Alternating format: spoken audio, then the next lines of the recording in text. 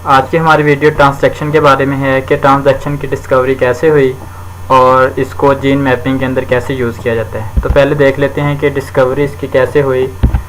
Conjugation जो है उसको डिस्कवर किया था जोशुआ लैडरबर्ग और उसके साथ जो कलीग था उसका टैटम, उन्होंने 1946 के अंदर, और जो बैक्टीरिया यहाँ पे यूज़ किया था वो था इकोलाई। लेकिन ट्रांसजेक्शन के अंदर साइंटिस्ट जोशुआ लैडरबर्ग और दूसरा नॉर्टन था 1952 के अंदर डिस्कवर हुई। उसके अंदर जो बैक्टीरिया था वो इकोलाई के बजाय कौन सा था, साल्मोनेला टाइफीम्यूरियम। इन्होंने किया क्या कि दो स्टेन्स लिए साल्मोनेला टाइफीम्यूरियम के, और वो दोनों क्या थे, ऑक्सोट्रॉफ। यहाँ पे दो टर्मिनोलॉजी यूज़ होंगे, ऑक्सोट्रॉफिक स्टेन्स और प्रोटोट्रॉफिक। तो ऑक्सोट्रॉफिक को किसी सेंस में हेटरोट्रॉफ के तौर पे भी ले सकते हैं, लेकिन ऑक्सोट्रॉफ वो होते हैं जिनके अंदर कुछ न्यूट्रिएंट्स, कुछ अमीनो एसिड तो ये खुद से प्रिपेयर कर सकते हैं, लेकिन कुछ जो है ये प्रिपेयर नहीं कर सकते। इनके अंदर वो जीन्स एब्सेंट होते हैं या म्यूटेट कह लें होते हैं। प्रोटोट्रॉफ जो होते हैं उन वो वाइल्ड टाइप होते हैं, वो सारे के सारे अमीनो एसिड, सारे न्यूट्रिएंट खुद से प्रिपेयर कर सकते हैं। तो दो स्टेन जो ऑक्सोट्रॉफिक लिए उनमें से एक को इन्होंने नाम दिया LA2, और उसके अंदर दो जीन्स तो नॉर्मल थे। कौन कौन से, एक वो जीन जो कोड करता था फिनाइल एलानिन अमीनो एसिड को, और दूसरा था ट्रिप्टोफैन वाला। ये दो जीन नॉर्मल थे, लेकिन मिथियोनिन और हिस्टिडीन वाला जो अमीनो एसिड को कोड करने वाला जीन था वो इसके अंदर नॉर्मल नहीं था, वो एब्सेंट था या कह लें या म्यूटेटेड फॉर्म में था। दूसरा स्टेन LA2 जो था वो इसके अपोजिट था। इसके अंदर फिनाइल एलानिन और ट्रिप्टोफैन वाला जीन जो है वो नहीं थे, बल्कि इसके अपोजिट जो मिथियोनिन और हिस्टिडीन वाला था ये दोनों नॉर्मल वाइल्ड टाइप फॉर्म में मौजूद थे। इन्होंने किया क्या कि LA2 और LA22 इन दोनों को लेके मिक्स कर दिया एक फ्लास्क के अंदर, दोनों का मिक्सचर बनाया।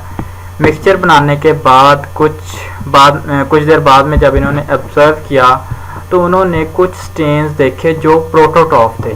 अब प्रोटोट्रॉफ देखेंगे, उसके अंदर प्रोटोट्रॉफ वो था जिसके अंदर सारे जीन्स नॉर्मल थे। ये सारे के सारे अमीनो एसिड की गैर मौजूदगी में भी वो ये अगर ग्रो करवाया जाए तो ये अमीनो एसिड वो खुद से तैयार कर सकता था। अब उन्होंने देखा कि ये दो प्रिपेयर कर सकता है, ये भी दो, ये 4 वाला जो बैक्टीरिया है जिसके अंदर चारों नॉर्मल जीन्स हैं वो कैसे आया। तो पहले उनका जो डाउट था वो तो बिल्कुल वैसे ही था कि जैसे कॉन्जुगेशन के बारे में वो पहले डिस्कवर कर चुके थे कि शायद इन दोनों के दरमियान कॉन्जुगेशन हुई है। तो उसने फिनाइल और ट्रिप्टोफैन वाले जीन्स ट्रांसफ़र कर दिए और उसने मिथियोनिन और हिस्टिडीन वाले। तो फिर इन्होंने ये शक दूर करने के लिए एक्सपेरिमेंट लगाया। उन्होंने ट्यूब ली यू शेप्ड जिसके 2 आर्म्स थे, लेफ़्ट राइट, और उसको सेंटर से एक ऐसे फ़िल्टर से सेपरेट किया जो फ़िल्टर इतना स्मॉल था कि इसके जो सेल्स थे बैक्टीरिया के वो इसके अंदर से पास ना हो सकें। मीन के उन्होंने कॉन्जुगेशन को रोकने के लिए एक फ़िल्टर लगा दिया कि क्या ये कॉन्जुगेशन की वजह से वो जीन ट्रांसफ़र हुए हैं या कोई और मैकेनिज़्म है, तो उन्होंने ये लगा दिया। उसके एक आर्म्स में उन्होंने LA2 वही, और दूसरी तरफ LA22, दोनों बैक्टीरिया का जो है ना वो कॉलोनीज वो इसके अंदर कल्चर की। कल्चरिंग के बाद देखा उन्होंने सैंपल कलेक्ट किया एक आर्म से, राइट साइड से। तो उन्होंने देखा कि इससे वैसे ही जैसे उन्होंने प्रोटोट्रॉफ पहले देखा कि उसके अंदर सारे जीन्स नॉर्मल थे, वैसे ही इनको ये मिला, ये चारों। अब इससे ये तो साबित हो गया कि इनके दरमियान कॉन्जुगेशन तो नहीं हुई। क्यों? क्योंकि ये फ़िल्टर था रोकने के लिए। जो कॉन्जुगेशन जो पूरे के पूरे ये था तो वैसे पोरस, इसके अंदर स्मॉल पार्टिकल्स तो ट्रांसफ़र हो सकते थे यहाँ से, लेकिन वो पूरे का पूरा बैक्टीरियल सेल यहाँ से ट्रांसफ़र नहीं हो सकता था कि वो इधर मूव एक दूसरे के दरमियान कर सकें उसके थ्रू और वो कॉन्जुगेशन कर सकें। तो कॉन्जुगेशन तो ये नहीं है। फिर इनको ये डाउट हुआ कि और कौन सा प्रोसेस जो है वो हो सकता है। अब ये भी हो सकता था कि इधर से लेफ़्ट साइड से DNA जो है उसके थ्रू कॉन्जुगेशन नहीं, सिर्फ DNA जो है वो राइट साइड पे मूव कर गया हो। तो वैसे भी ये वो वाले जीन जो है ना, फिर ये यानी कि फिनाइलएलानिन और ट्रिप्टोफैन वाले जीन जो थे वो इधर मूव कर गए लेफ्ट से राइट की तरफ। तो ये डीएनए जो है ना सिंपली भी मूव करता है जैसे ट्रांसफॉर्मेशन में होता है। लेकिन जब लेफ्ट साइड वाले जो LA2 जिधर उन्होंने बैक्टीरिया डाला था उस साइड से सैंपल लिया तो वो प्रोटोट्रॉफ नहीं थे, वो बिल्कुल वैसे LA2 जैसे डाला था बिल्कुल वैसे के वैसे थे। मतलब उन्होंने मिथियोनिन और हिस्टिडीन वाले जो जीन्स थे वो वैसे के वैसे म्यूटेटेड फॉर्म में ही मौजूद थे। इसके अंदर प्रोटोट्रॉफ राइट साइड की तरह नहीं था। इसका मतलब ये है कि डीएनए जो है वो किधर से लेफ्ट से राइट जो है वो जीन ट्रांसफ़र हुआ है। अगर ये सिंपली डीएनए ट्रांसफ़र होता, ट्रांसफॉर्मेशन जैसे होती है, तो फिर तो ये इक्वल चांसेस होने चाहिए थे। जैसे डीएनए इधर से लेफ्ट से राइट गया तो वैसे राइट से लेफ्ट भी जाना चाहिए था। अगर इधर प्रोटोट्रॉफ आए तो लेफ्ट साइड पे भी प्रोटोट्रॉफ प्रोड्यूस होने चाहिए थे। तो इसका ये मतलब था कि यहाँ पे ट्रांसफॉर्मेशन भी नहीं हुई। फिर ऐसा क्या हुआ कि ये जो है एक तरफ जो है प्रोटोट्रॉफ उनको लिए जीन कैसे ट्रांसफ़र हुए, तो उन्होंने LA2 वाले तरफ से जो सैंपल था उस बैक्टीरिया को लिया और उसका एनालिसिस किया कि आखिर इसके अंदर क्या है, क्योंकि LA2 जो है वो यहाँ पे डोनर के तौर पे काम कर रहा है कि इधर से जीन ट्रांसफ़र हो रहा है LA22 की तरफ। तो इसके अंदर ऐसा क्या है, इसका एनालिसिस के बाद पता चला कि इसके अंदर प्रोफेज का वर्जन पाया जाता है P22। प्रोफेज जो है पता है कि बैक्टीरियोफेज है जो बैक्टीरिया पे अटैक करता है और उसके लेटिक साइकिल में वो उसकी लाइसिस काज कर देता है। प्रोफेज में उसके डीएनए का पार्ट बन जाता है। तो उन्होंने इस पूरे मैकेनिज्म की वजाहत कैसे की कि असल में हुआ क्या था कि LA2 के अंदर प्रोफेज P22 था, फेज का डीएनए था। वो पहले तो नॉर्मली जो है वो उसके अंदर रेप्लिकेट होता रहा, लेकिन बाद में जैसे उसने लिटिक साइकिल शुरू किया, लाइसिस काज की, तो उसने अपने डीएनए और अपनी जो ज़रूरी प्रोटीन्स हैं, ये डीएनए उसका पार्ट और प्रोटीन जो है वो उसने प्रिपेयर की बैक्टीरियल जो है मशीनरी को यूज़ करके। जब लाइसिस हो गई, बैक्टीरियल सेल जो है ब्रस्ट कर गया, तो उसके बाद उसकी जो कैप्सिड प्रोटीन्स थी उनके अंदर उसने अपना डीएनए जो है ना वो पैक करना शुरू कर दिया। तो जैसे ये यहाँ पे दिखाया गया, उसने डीएनए प्रोटीन्स कैप्सिड के अंदर पैक किया। अब इस पैकिंग के दौरान कुछ तो फेज वायरसेस ऐसे फेजेस जो है ना, फेजेस होते वायरसेस हैं तो जिनके अंदर सिर्फ फेज डीएनए था, सिर्फ वायरस वाला डीएनए था। लेकिन कुछ ऐसे भी थे जिन्होंने कैप्सिड के अंदर अपना डीएनए पैक करते हुए साथ बैक्टीरिया का भी कुछ पार्ट गलती से उसके अंदर पैक हो गया और वो उसका फ्रैगमेंट उसके अंदर शामिल हो गया, यानी कि फ्रैगमेंट ऑफ बैक्टीरियल डीएनए भी उसके अंदर शामिल हो गया। तो जिनके अंदर सिर्फ वायरस वाला डीएनए था उन फेजेस को हम कहते हैं नॉर्मल फेजेस थे। जिनके अंदर वायरस के साथ साथ बैक्टीरियल डीएनए भी चला गया, वो वाले फेजेस अब क्या होंगे, ट्रांसड्यूसिंग फेजेस। अब अगर ये जो हैं अब नॉर्मल फेजेस भी आगे नए बैक्टीरिया को इन्फेक्ट करेंगे तो ट्रांसड्यूसिंग फेजेस भी इन्फेक्ट करेंगे।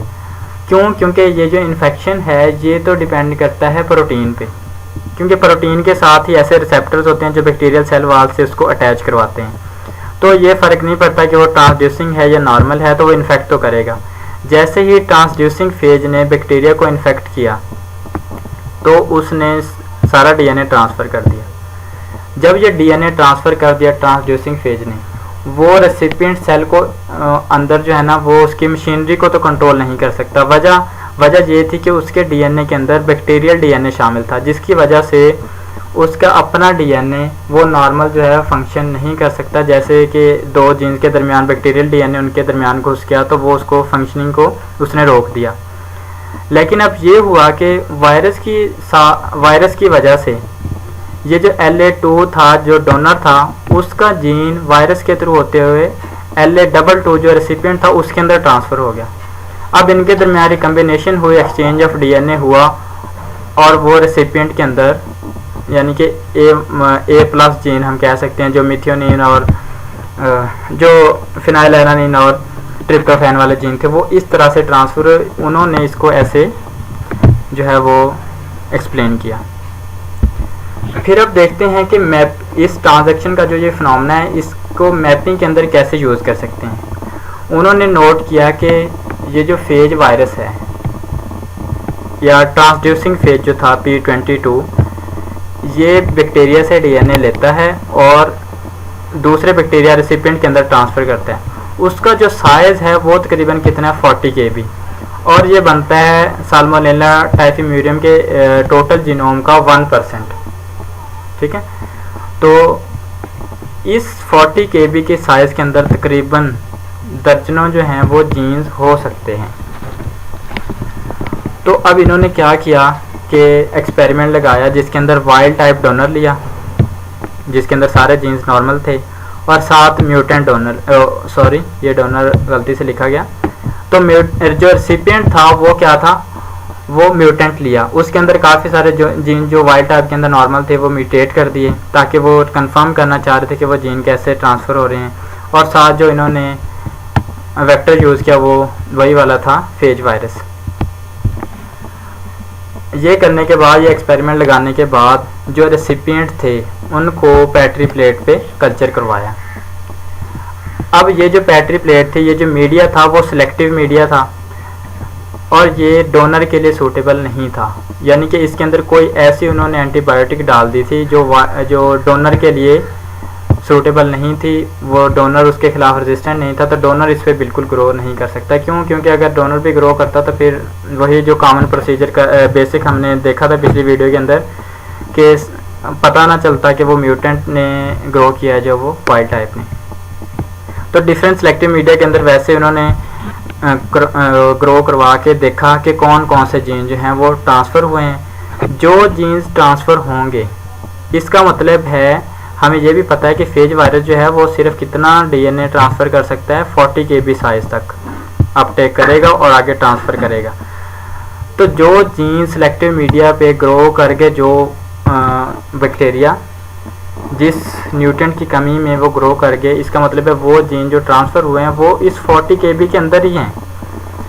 40 kb के अंदर होने का मतलब ये भी होगा कि वो बहुत ही एक दूसरे के क्लोज़ हैं, जो 40 kb साइज़ के अंदर ही शामिल हैं। तो इससे ये आइडिया एक ट्रांजैक्शन से हो गया कि जो जीन्स ट्रांसफ़र हुए हैं वो बहुत ही उनकी प्रॉक्सिमिटी, उनकी जो एक दूसरे के लिहाज से पोजीशन है वो बिल्कुल क्लोज़ है।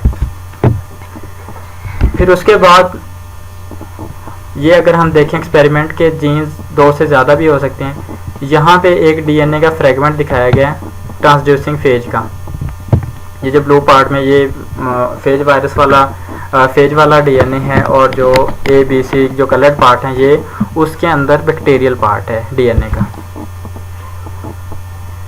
अब यहाँ पे ये डोनर से पार्ट आया और ये रेसिपिएंट है नीचे।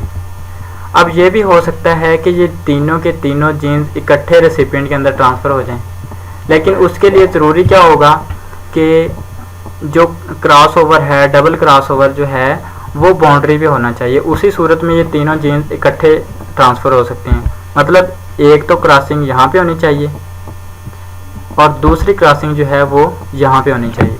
यहाँ पे जब क्रॉस ओवर होगा तो ये यानी कि जहाँ पे डबल क्रॉस ओवर हो रहा होता है ना, उसके दरमियान जितना भी रीजन आता है वो टोटली एक्सचेंज हो जाता है।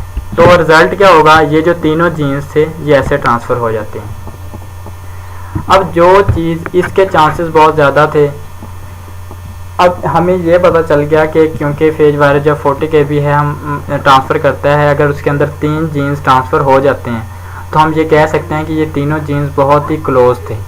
लेकिन अभी भी इससे हमें ये पता नहीं चल सकता कि इनका ऑर्डर क्या है, ABC है या इसका ऑर्डर कुछ और भी हो सकता है, क्योंकि ये तो तीनों जीन जो हैं वो किसी सीक्वेंस से ट्रांसफ़र नहीं हुए जैसे कॉन्जुगेशन के अंदर हो रहे थे, ये तो इकट्ठे ट्रांसफ़र हुए हैं। तो इसका ऑर्डर जो है वो हमें ऐसे नहीं पता चल सकता। और दूसरी बात, ये जो डबल क्रॉस ओवर है ये लाजमी नहीं कि बाउंड्री पे ही हो, बिटवीन द जीन्स भी हो सकता है। अब यहाँ पे देखें कि एक डबल क्रॉस, एक क्रॉस यहाँ पे एक यहाँ पे है, तो इसके दरमियान वाला पार्ट जो है ना, मैंने अभी बात की कि जो जहाँ पे डबल क्रॉस होगा उसके सेंटर वाला पोर्शन जो है ना वो आगे एक्सचेंज होता है। तो इस सूरत में क्या हुआ, B और C आगे ट्रांसफ़र हुए। जो चीज़ डबल क्रॉस ओवर से ट्रांसफ़र होगी उसके चांसेस जो हैं वो ज़्यादा होते हैं। क्यों? क्योंकि इसके अंदर सिर्फ 2 क्रॉस जो हैं वो इन्वॉल्व हैं। अगर हम ये देखना चाहते हैं, यहाँ पे हमें पता तो ये चला कि तीनों जीन्स ट्रांसफ़र तो हो गए, ये दोनों एक दूसरे के बिल्कुल एडजेसेंट हैं, लेकिन इनका ऑर्डर क्या है ये हमें पता चल सकता है अगर कुछ बैक्टीरिया हमें ऐसे भी हासिल होंगे सेलेक्टिव मीडिया के ऊपर जिनकी जीनोटाइप ये होगी, यानी उनके अंदर बाउंड्री वाले जीन अंदर गए हैं, दरमियान वाला जीन ट्रांसफ़र नहीं हुआ। ये देखेंगे बी पॉजिटिव ट्रांसफ़र नहीं हुआ बल्कि बाउंड्री वाले जीन्स ट्रांसफ़र हुए हैं, ए प्लस और सी प्लस, ये दोनों ट्रांसफ़र हुए। अब इन बाउंड्री वाले जीन्स का ट्रांसफ़र होना रेसिपिएंट के अंदर वो एक रेयर केस है। ये डबल क्रॉसओवर वाला ये मैकेनिज़्म जो है ये फ्रीक्वेंटली पाया जाता है, लेकिन ये जो है बाउंड्री वाले जीन्स बहुत ही कम ट्रांसफ़र होते हैं। इसकी वजह ये है कि इनके अंदर तो सिर्फ 2 क्रॉसओवर इन्वॉल्व थे, इसके अंदर 4 क्रॉसओवर होंगे तो आगे ट्रांसफ़र होगा। क्यों? अब सी वाला आगे ट्रांसफ़र होना है तो इसके लिए अलग ये डबल क्रॉसओवर होगा, एक यहाँ पे होगा और दूसरा यहाँ पे, इनके दरमियान वाला सेगमेंट एक्सचेंज हो सकता है, तो ये आगे ट्रांसफ़र हो गया। अब बाउंड्री वाला दूसरा ट्रांसफ़र होने के लिए दूसरा भी डबल क्रॉस चाहिए तो फिर ट्रांसफ़र होगा। तो इस तरह से हम कह सकते हैं कि जिनकी जीनोटाइप ये वाली होगी, यानी कि जो बैक्टीरिया इन जीन्स वाले न्यूट्रिएंट की कमी में ग्रो करेंगे, तो इसका मतलब है उनके नंबर जो है वो बहुत कम होगा। उस नंबर से हम अंदाज़ा कर सकते हैं कि ये वाले जो जीन्स हैं ये एक दूसरे से ज़्यादा फासले पे हैं एज़ कम्पेयर टू पहले जो हमने देखा इन जीन्स के। तो इस तरह से हम देख सकते हैं कि ये जीन्स ज़्यादा फासले पे हैं, ये एडजेसेंट हैं, तो इनका ऑर्डर क्या हो सकता है। इससे हम ये कह सकते हैं ए और सी जो है ना वो दूर हैं, और हमें ये पता है कि ए बी सी हैं भी एडजेसेंट, तो हम कह सकते हैं कि ए और सी वो सिरों पे होंगे, वो एंड्स पे हैं, और बी इनके सेंटर में होगा। तो इस तरह से जीन ऑर्डर जो है वो हम ट्रांजैक्शन के ज़रिए से फाइंड कर सकते हैं।